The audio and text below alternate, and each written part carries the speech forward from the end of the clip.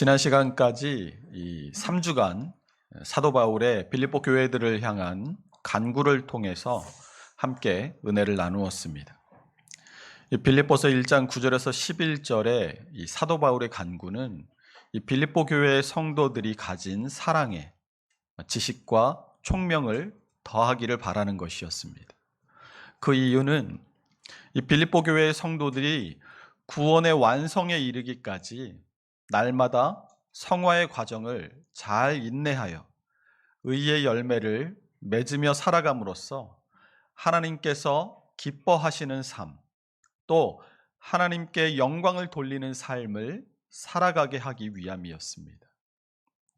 이런 삶이야말로 복음에 합당한 그리스도인이란 어떤 사람일까를 늘 고민하며 주의 뜻을 따르며 살기 원하는 신앙인의 참 모습이라고 할 것입니다. 오늘 사도 바울은 빌립보 교회의 성도들을 향해서 자신의 상황을 자세히 알려주고 있습니다. 빌립보 교회는 사도 바울의 좋은 동역자였지만 사도 바울은 지금 빌립보 교회와 멀리 떨어진 로마 제국의 중심부에 있는 감옥에 갇혀 있는 상황입니다. 사도 바울을 사랑하는 빌립보 교회의 성도들은 사도 바울의 선교 사역과 그의 갇힘 때문에 날마다 간절히 기도하며 그의 소식 듣기를 지금 바라고 있었을 것입니다. 사도 바울 당시의 문화에서는 우정의 서신이라는 형식이 있었습니다. 지금에야 카톡이나 SNS 같은 소셜미디어의 발달로 물리적 거리와는 상관없이 언제든 내가 원할 때 안부를 묻고 또 소식을 접할 수 있기 때문에 편지라는 문화는 이미 예전 시대의 산물로 잊혀져 가고 있는 것이 지금의 현실일 것입니다. 이 소통의 형식이나 내용도 한 번 보내기가 쉽지 않은 어려운 그 편지처럼 장문의 글을 정성껏 써서 정확한 소식이나 정확한 자신의 마음을 전달하려고 하지 않죠. 요즘 애들 주고받는 카톡을 보면 완전한 문장을 써서 소통하는 것을 찾아보기가 어렵습니다. 이를테면 피방하고 물음표로 보내면 이응이응하고 동그라미 2개만 딱 답장으로 옵니다. 이게 무슨 말이에요? 우리 같이 PC방 갈래? 그러면 이응이응, 응, 좋아, 이런 뜻이죠. 한번 생각을 해보십시오. 여러분, 편지지를 놓고 편지를 쓸 때 누구누구에게 한 다음에 피방 물음표 하고 그대로 접어서 편지를 보내시겠습니까? 제가 군대에 있을 94년도만 해도 편지를 주고받을 때 편지를 보내면 일주일이 걸렸어요. 내가 지금 편지를 쓰면 다음 주 주일날 편지를 받아볼 수 있습니다. 그 사람이 그 편지를 그 앉은 자리에서 받아보고 바로 답장을 써도 그 사람의 소식을 전해 듣는데 내가 2주가 걸린다는 얘기예요. 그러니까 편지를 쓸 때 어떻게 여러분 편지를 주고받으셨습니까? 옛날 학교의 국어 시간에는 서간문 쓰기라는 단원이 있었습니다. 기억하십니까? 편지 쓰는 방법, 그걸 편지 쓰는 형식을 가르쳐주는 시간이었어요. 편지에는 인사말과 안부와 본론과 끝인사가 있습니다. 이런 짜여진 형식이 있었어요. 그 형식에 맞춰서 편지를 써야 상대방에 대한 예의에서 어긋나지 않았습니다. 이 사전에서 편지라고 찾아보면 이렇게 나옵니다. 편지는 대체로 잘 아는 상대와 주고받는 글이기 때문에 개인적인 내용을 담아 상대방에게 전달한다.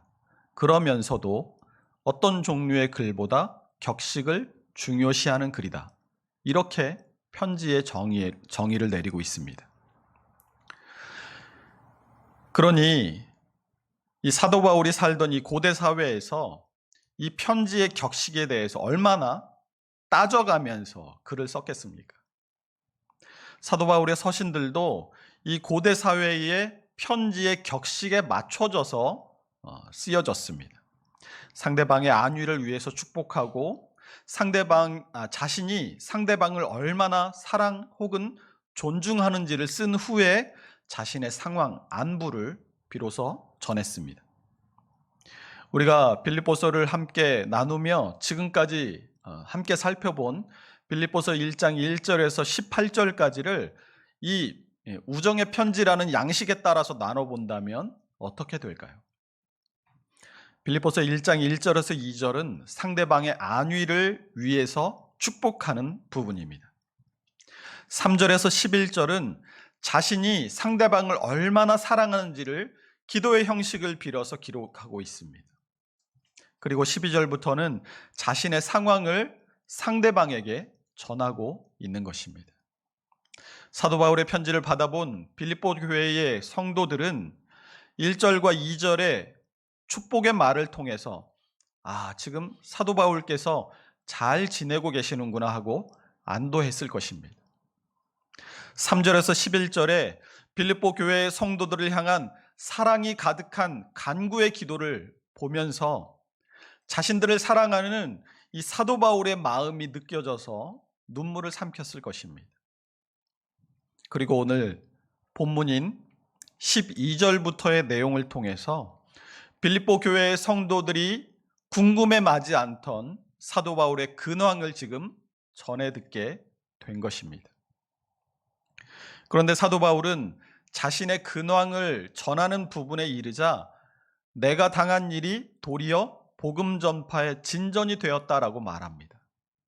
내가 당한 일이란 사도 바울이 복음을 전한다는 죄목으로 붙잡혀서 지금 로마의 감옥에 갇혀 고난을 당하고 있는 상황을 말합니다. 이것은 빌립보 교회의 성도들이 볼 때는 억울한 일이었습니다.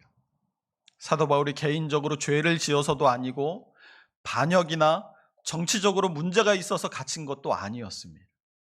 복음을 전한다는 것, 그것 하나로 사도 바울은 지금 감옥에 갇혀 있는 것이었습니다. 그런데 도리어 사도 바울은 내가 당한 일이 도리어 복음 전파의 진전이 되었다라고 말하고 있습니다. 이 말은 단지 이 빌립보 교회의 성도들이 걱정하니까 그들을 안심시키고 그들을 위로하기 위해서 한 그냥 인사치레가 아니었습니다.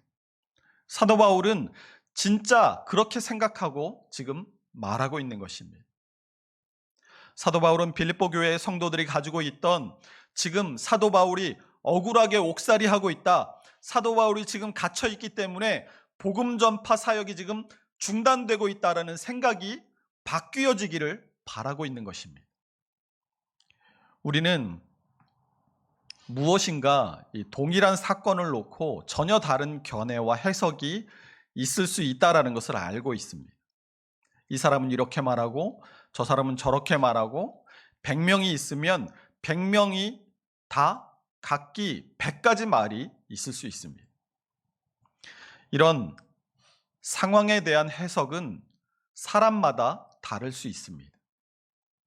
이러한 해석을 크게 나눠본다면 비판적 해석과 긍정적 해석으로 나눠볼 수 있을 것 같습니다.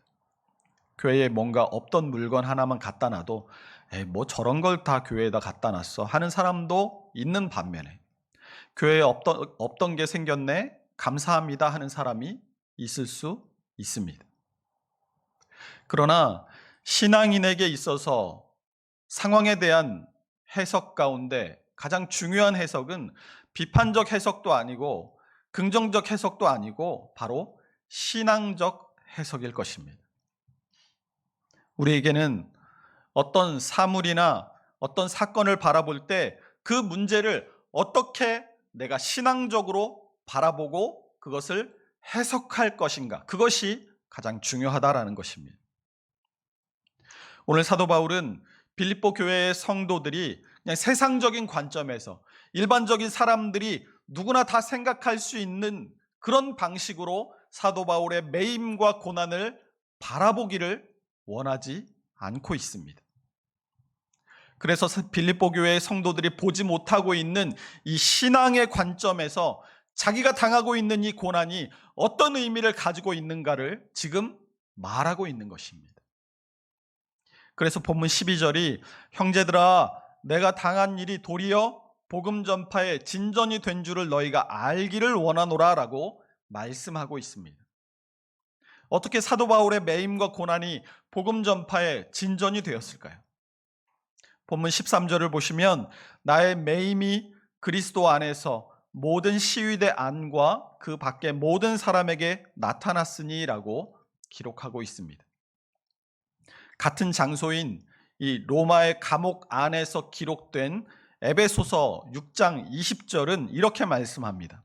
이 일을 위하여 내가 쇠사슬에 매인 사신이 된 것은 나로 이 일에 당연히 할 말을 담대히 하게 하려 하심이라. 바울이 지금 쇠사슬에 매였다라고 말씀합니다. 당시 로마에서는 중요한 죄수는 네 사람이 한 조가 되어서 그 죄수를 지켰습니다. 두 사람은 죄수의 팔과 자신의 팔을 쇠사슬로 묶었습니다. 그리고 나머지 두 사람은 그 감옥 앞에서 보초를 섰습니다. 그렇게 4교대로 근무를 했는데 그러면 도합 16명의 군인이 24시간 바울을 지켰다는 말이 되죠. 그런데 오늘 본문에서 말하는 이 시위대라는 것은 그냥 보통의 군인들, 그냥 일반적인 간수들을 말하지 않습니다. 보통 로마의 군대는 로마인과 식민지 사람들이 섞여서 구성됩니다. 당시 시위대는 로마 황제를 지키는 사람들이었기 때문에 로마의 시위대는 모두 로마 사람들로만 구성되어 있었습니다. 그들은 황제를 가장 가까이에서 지키는 사람들이었기 때문에 최고의 대우를 받았을 뿐만 아니라 자부심도 대단했습니다. 만약 사도 바울이 이 로마의 감옥으로 붙잡혀 오지 않았더라면 로마 제국의 중심부에서 이런 최고의 대우를 받는 엘리트들, 자부심이 대단한 로마인들에게 복음을 전할 기회가 있을 수 있었겠습니까? 다시 13절 말씀을 한번 자세히 들여다보십시오. 나의 매임이 모든 시위대 안과 그 밖의 모든 사람에게 나타났다라고 말씀합니다. 누구 안에서요? 그리스도 안에서. 그냥 나의 매임이 모든 시위대와 그 밖의 모든 사람에게 알려졌습니다. 이렇게 말해도 될 텐데 사도 바울은 지금 자신의 매임이 그리스도 안에서 모든 사람에게 나타났다라고 말씀하고 있습니다. 그러니까 사도 바울의 매임, 사도 바울이 지금 갇혀 있는 이유가 그가 지금 죄를 지어서가 아니라 그리스도로 인해서 그리스도 때문에 지금 갇혀 있다라는 사실이 모든 사람들에게 다 알려졌다라는 말입니다. 사람들은 궁금했을 것입니다. 지금 로마의 감옥에 갇혀 있는 사도 바울이 죄를 지었기 때문이 아니라면 도대체 저 사람은 왜 지금 감옥에 갇혀 있을까? 더구나 매일 사도 바울과 함께 같은 공간에서 서로의 몸을 쇠사슬로 연결한 채 8시간씩 보내야 했던 시위대의 군인들은 무엇을 하면서 시간을 보냈겠습니까? 사도 바울이 갇힌 사연이 궁금하지 않았겠습니까? 그런 군인들에게 사도 바울이 뭘 했을까요? 여러분 같으면 뭘 하셨을 것 같으세요? 내가 얼마나 지금 억울한 일을 당했는지를 24시간 군인들에게 이야기했을까요? 사도 바울은 사명이 분명한 사람이었습니다. 은혜의 복음을 증언하는 일을 마치려 하면은 자신의 생명조차 조금도 아끼지 않던 사람이었습니다. 그런 사도 바울이 자신을 지키는 군인들에게 얼마나 열심히 열정적으로 복음을 전했겠습니까? 비록 감옥에 갇혀 있지만 사도 바울이 전한 복음을 통해서 시위대 가운데 복음을 받아들이는 사람들이 생겨났습니다. 또 시위대 군인들의 가족들도 시위대 군인들로 인해서 복음을 접하고 복음을 받아들이는 역사가 그 안에서 일어났습니다. 로마의 중심부에서는 결코 일어날 수 없는 일이 하나님의 인도하심 안에서 지금 일어나고 있는 것입니다. 본문 14절입니다. 형제 중 다수가 나의 매임으로 말미암아 주 안에서 신뢰함으로 겁없이 하나님의 말씀을 더욱 담대히 전하게 되었느니라. 이 14절이 말하는 형제 중 다수란 로마에 있는 그리스도인들을 말합니다. 사실 이 사도 바울이 로마의 감옥에 갇히기 전에 이미 로마에 그리스도인들이 있었습니다. 사도 바울의 3차까지의 전도 여행을 통해서 바울이 아시아를 넘어서 유럽의 관문이었던 마게도니아 지역까지 복음을 전하기는 했지만 로마에 붙잡혀 가기 전까지 사도 바울은 로마를 가본 적이 없었습니다. 예수님의 제자들도 역시 로마에 가본 적이 없었습니다. 그런데 사도 바울이 재판을 받기 위해 로마에 도착했을 때 로마에 있는 많은 성도들이 사도 바울을 영접하러 나왔습니다. 사도행전 28장 15절입니다. 우리 함께 읽어보겠습니다. 그곳 형제들이 우리 소식을 듣고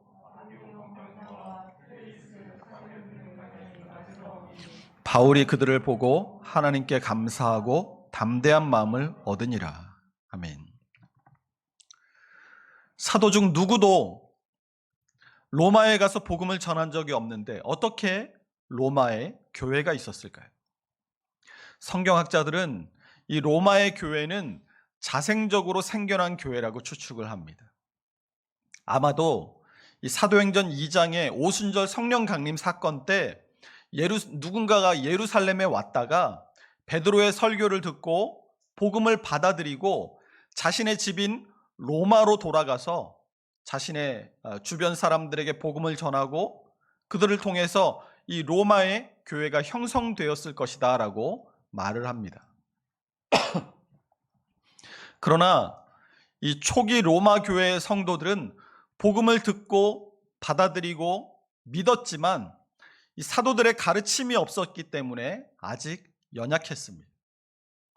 우리도 믿음이 연약했을 때에는 내가 신앙을 가지고 있고 그것을 다른 사람에게 드러내는 것조차 때로는 두렵고 떨리고 좀 부끄럽지 않으셨었습니까? 심지어 이 성경책을 이렇게 남들 보기에 들고 다니는 것도 창피해서 가방에 넣어 다닌다든지 아니면 어디 직장이나 아니면 공개된 장소에서 다른 사람들이 많은 이목이 집중되는 장소에서 식사기도 하는 게 창피해서 눈만 잠깐 이렇게 감았다 뜬다든지 얼굴을 이렇게 쓸어내리고 쥐어 하고 식사기도를 한다든지 그런 일도 있었을 수 있습니다. 이 로마 교회의 성도들은 예수 믿는 사람이 어떻게 살아야 하는지 잘 몰랐습니다. 그런데 사도 바울을 통해서 하나님의 살아계심을 보게 되었습니다. 사도 바울의 이 재판의 과정에서 사도 바울이 복음을 힘있게 변증하는 것을 보았습니다. 그리고 용기를 얻었습니다. 예수 믿는 사람의 삶이 무엇인지 사도 바울을 통해서 알게 되었습니다. 이렇게 로마 교회의 성도들 중 다수가 사도 바울의 매임으로 말미암아 주 안에서 신뢰함으로 겁없이 하나님의 말씀을 더욱 담대하게 전하게 되었다라고 14절을 통해서 변화된 로마 교회 성도들의 모습을 증거하고 있는 것입니다. 많은 그리스도인들이 바울을 보면서 그리스도인으로서 어떻게 살아야 하는지를 배우고 결심하고 자신의 삶을 바꾸는 일들이 이 로마 교회 안에 있었던 반면에 어떤 사람들은 그것을 보고 오히려 시기하고 질투하는 사람들이 있었습니다. 본문 15절입니다. 함께 읽습니다. 어떤 이들은 착한 뜻으로 그리스도를 전파하니. 이 15절을 자세히 보시면 어떤 이들이라는 표현이 두 번이 등장하죠. 이 두 번의 표현은 각각 16절과 17절에 등장하는 사람들을 가리키는데요. 15절에 앞부분에 나온 이 투기와 분쟁으로 전하는 어떤 이들은 17절에 나의 매임에 괴로움을 더하게 할 줄로 생각하여 순수하지 못하게 다툼으로 그리스도를 전파하는 사람들을 말합니다. 같은 색깔로 연결해 보시면 됩니다. 또 15절 뒤에 나오는 어떤 이들, 그러니까 착한 뜻으로 그리스도를 전파하는 어떤 이들은 16절에 내가 복음을 변증하기 위하여 세우심을 받은 줄로 알고 사랑으로 하는 사람들을 말합니다. 그러니까 본문 14절에 말씀하고 있는 형제 중 다수라는 사람들은 바로 바울을 보고 힘을 얻어서 복음을 힘있게 전하게 된 이 16절이 말씀하는 로마 교회의 성도들을 말하는 것입니다. 초대교회 역사 가운데 끊임없이 이 사도 바울을 괴롭혔던 문제가 하나 있었습니다. 그것은 바울의 사도권에 대한 논쟁이었습니다. 사도행전 1장 12절에서 26절에는 이 가롯 유다를 대신할 새로운 사도를 선출하는 장면이 등장합니다. 여기서 사도의 자격에 대한 부분이 사도행전 1장 21절에서 22절에 등장하는데 우리 함께 같이 읽어보도록 하겠습니다. 이러므로 요한의 세례 때부터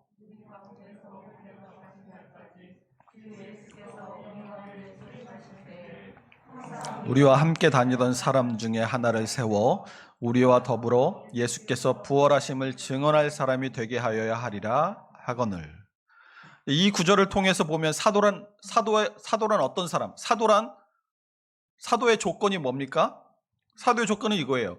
예수 그리스도께서 이 땅에 계실 동안 함께 다니던 사람. 그것이 가장 기본적인 조건이었습니다. 언제부터 언제까지요? 세례 요한의 세례 때부터 예수님께서 부활하시고 승천하시는 그때까지 함께 다니던 사람이 사도의 자격이었습니다. 두 번째 사도의 자격은 예수 부활의 증인이어야 한다는 것이었습니다. 예수님께서 죽었다가 다시 살아나심을 목격한 사람이어야 한다는 것입니다. 그런데 이 바울은 요한의 세례 때부터 예수님의 승천까지 함께 다니던 사람이 아니었죠. 바울은 그리스도인들을 핍박하다가 다메섹으로 가는 길에 부활하신 예수님을 만났을 뿐입니다. 그래서 이 바울이 사도냐 사도가 아니냐 하는 문제는 이 사도 바울의 사역 내내 끝까지 사도 바울의 뒤를 계속 따라다녔습니다. 이 일이 얼마나 괴로웠던지 사도 바울은 자신의 서신서 곳곳에 자신의 사도권을 변호합니다. 갈라디아서 1장 1절에서는 사람들에게서 난 것도 아니요 사람으로 말미암은 것도 아니요 오직 예수 그리스도와 그를 죽은 자 가운데서 살리신 하나님 아버지로 말미암아 사도된 바울은, 이렇게 자신의 사도권이 사람으로 말미암은 것이 아니라 하나님 아버지께서 허락하신 것이다라고 자신의 사도권을 변호합니다. 로마 교회 성도들 안에서도 이 문제 때문에 입장이 다른 사람들이 존재했습니다. 사도 바울을 반대하는 입장의 사람들은 사도 바울이 예수님의 공생의 기간 동안 예수님과 함께 다니지 않았기 때문에 사도가 아니라고 주장합니다.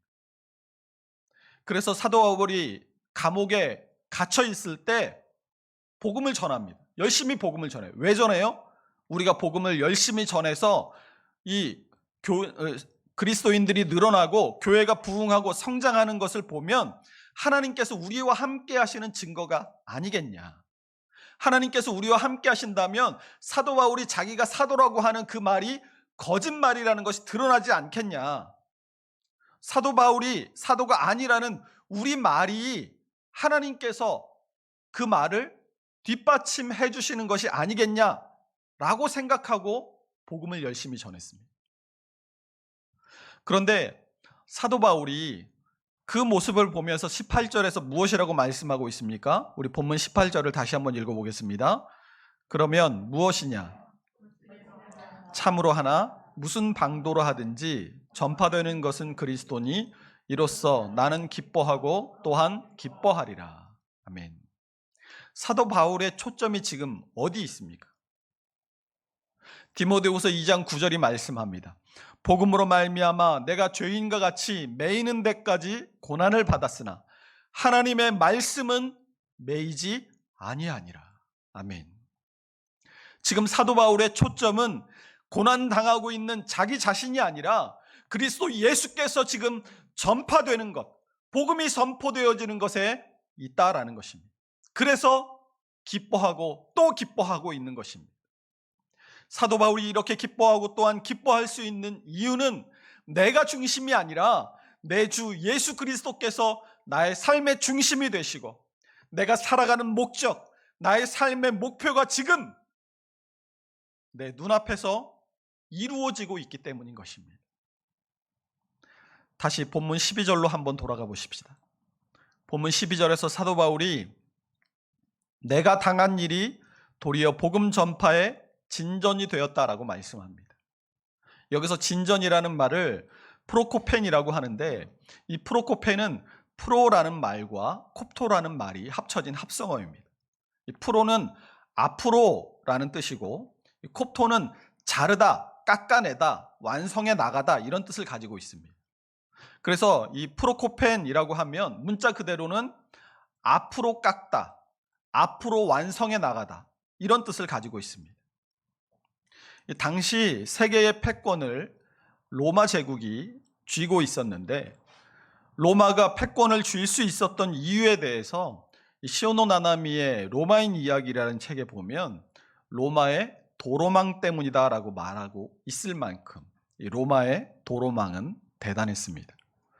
사실 이 로마의 전차군단이라는 말이 있을 정도로 로마는 전차가 강했습니다. 영토가 확장되고 넓어지면 넓어질수록 이 로마로부터 멀리 있는 전쟁터로 이 전차를 빠르게 이동시키려면 좋은 도로는 필수적이었습니다. 전차뿐만 아니라 물자 그리고 군사 그런 것들을 빠르게 이동이 가능하도록 이렇게 도로를 계속해서 나라들을 정복할 때마다 그곳에 도로를 새로 깔아나가는 것을 가리켜서 프로코페라고 말을 했습니다. 빌립보 교회의 성도들은 사도 바울이 지금 갇혀있기 때문에 복음이 전파되는데 제약이 있다라고 생각했지만 사도 바울은 자신이 지금 갇혀있는 것이 복음의 제약이 아니라 자신의 갇힘으로 인해서 오히려 로마의 공병부대가 거침없이 길을 닦아 나가는 것처럼 복음이 전파되고 있다라는 것을 빌립보 교회의 성도들에게 지금 알리고 있는 것입니다. 이 진전이라는 말을 예전에 우리가 보던 이 개역 성경에서는 진보라는 말로 번역했었습니다. 이 한자 사전을 보면 지금 우리말 성경에 쓰여 있는 개역 개정판에 쓰여 있는 이 진전이라는 말을 한자어로 찾아보면 일이 진행돼서 발전함 이런 뜻을 가지고 있습니다.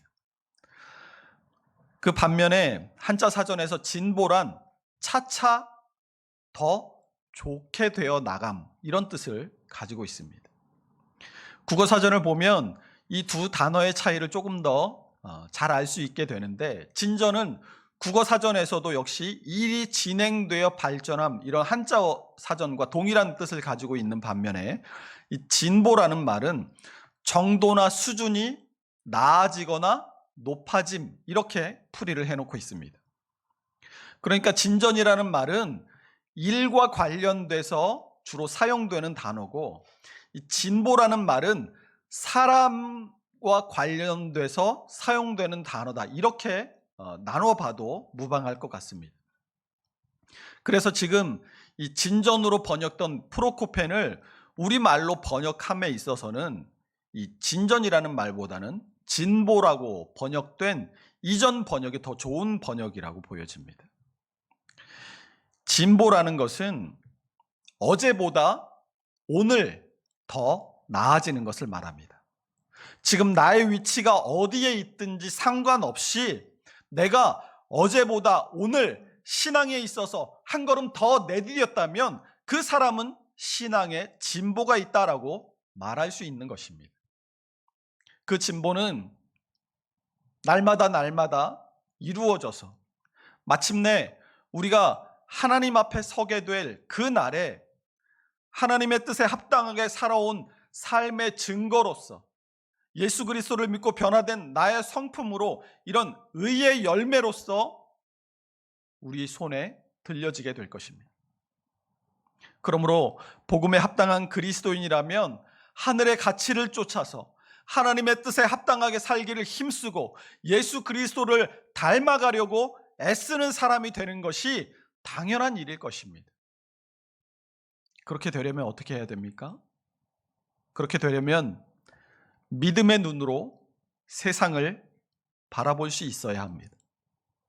믿음의 눈을 떠서 바라보면 세상 어느 것도 하나님의 섭리와 하나님의 인도가 아닌 것이 없다라는 것을 발견하게 됩니다.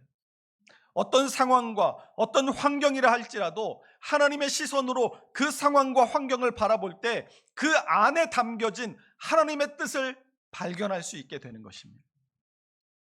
사도 바울이 지금 자신이 갇혀 있는 것을 복음의 진보로 보았듯이 나 중심의 세계관에서 벗어나서 하나님 중심으로 이 세상을 바라보고 이 세상을 해석할 때 하나님께서 나를 위해서 존재하시는 것이 아니라 내가 하나님을 위해 살고 죽어야겠다고 결심할 수 있게 되는 것입니다. 왜 이 시대, 이 땅의 교회와 성도들이 비난과 조롱의 대상이 되고 있습니까? 하나님이 중심이어야 하는 우리의 신앙이 자기 중심으로 대체되었기 때문입니다. 하늘의 가치를 추구해야 할 그리스도인들의 삶이 이 땅의 것에 목매는 삶으로 바뀌었기 때문입니다. 이렇게 나를 중심으로 세상을 바라보는 관점을 우리가 내려놓을 때 무엇 때문에 기뻐해야 할지 인생의 목적이 달라지게 됩니다. 우리가 나를 중심으로 살아갈 때는 이 세상의 것으로 나를 만족시키는 것이 내 인생의 목표가 될 수밖에 없습니다. 내가 만족해야 그것이 행복이고 내가 좋아야 그것이 기쁜 일이라고 생각합니다. 신앙도 나를 중심으로 돌아가면 내가 기쁘고 내가 만족하고 내가 안정돼야 그것이 신앙생활 잘하는 것으로 잘못 해석되어 버립니다. 예전에 다른 교회 사역을 할 때 많은 청년들이 좋은 신앙의 멘토로 생각하고 따르고 또 교회 중심에서 열심히 일하던 집사님 한 분이 있었습니다. 교회에 어려움이 있어서 그 집사님을 만나서 무엇이 바른 것이고 무엇이 바르지 않은 것인지에 대해서 이야기를 나누었습니다. 한참을 얘기를 하는데 이런 기분이 들었어요. 내가 지금 벽에다 대고 이야기를 하고 있구나. 내 얘기가 지금 이분의 마음에 들어가지 못하고 마음의 벽에 부딪혀서 사라지고 있구나라는 생각이 들었습니다. 이 집사님의 직장 근처에서 점심시간에 잠깐 가진 만남이라 시간이 돼서 그분은 들어가시고 후에 다른 분을 통해서 들은 얘기는 교회를 옮기셨다라는 것이었습니다. 그래서 그분께서 이제 전해주신 말은 그분이 이런 말을 했다고 해요. 신앙생활은 내가 기쁘고 만족하기 위해서 하는 것이지 내가 기쁘고 만족하지 못한다면 신앙생활을 할 이유가 없다. 이렇게 말을 하고 교회를 떠나셨대요. 뭔가 머리를 한 대 맞은 느낌이었습니다. 많은 청년들이 교회가 어려운 일을 당했음에도 대단히 소극적이었던 이유가 이 집사님에게 영향을 받았던 때문이 아닐까 하는 생각이 들었습니다. 이 집사님을 영적 멘토로 따르던 후배들을 이분이 의도하지는 않았겠지만 부지불식간에 나 중심의 신앙으로 그들을 물들여 놓은 것이 아닌가 그런 생각이 들었습니다. 나 중심으로 살아가는 사람은 신앙생활도 나 중심으로 합니다. 내 만족, 내 기쁨, 내 행복 그것만을 쫓아갑니다. 내가 기쁘고 즐겁지 않은데 봉사나 신앙생활이 무슨 의미가 있습니까? 내가 찡그리고 하기 싫어 죽겠는 마음으로 예배하거나 봉사하면 하나님께서 그 예배와 봉사를 받으시겠습니까? 이런 말들 들어보신 적이 있을 겁니다. 여러분, 그러나 그렇지 않습니다. 그것은 나 중심의 해석일 뿐입니다. 자기 만족을 위한 변명일 뿐입니다. 나 중심으로 살아가는 사람은 예배도 나 중심으로 해석합니다. 내가 만족해야 예배라고 생각해요. 신앙생활도 내가 만족하고 내가 기쁨을 누려야 그것이 신앙생활이라고 생각합니다. 그러나 예배는 하나님을 기쁘시게 하는 것인 줄로 믿습니다. 내가 기쁘고 내가 만족하는 거하고 하나님께서 기뻐하시고 하나님께서 만족하시는 것이 언제나 같을 수 있습니까? 그렇지 않다라는 거예요. 내가 만족하지 못했을지라도, 내가 기쁘게 예배하지 못했을지라도 하나님은 그 예배를 기쁘게 받으실 수 있습니다. 반대로 내가 기쁘게 예배하고 내가 만족스러운 예배를 드렸을지라도 하나님께서 받지 않으시는 예배가 있을 수 있는 것입니다. 그러므로 우리가 하나님 앞에 예배하러 나올 때, 내가 예배자로 하나님 앞에 설 때에 무엇이 가장 중요하겠습니까?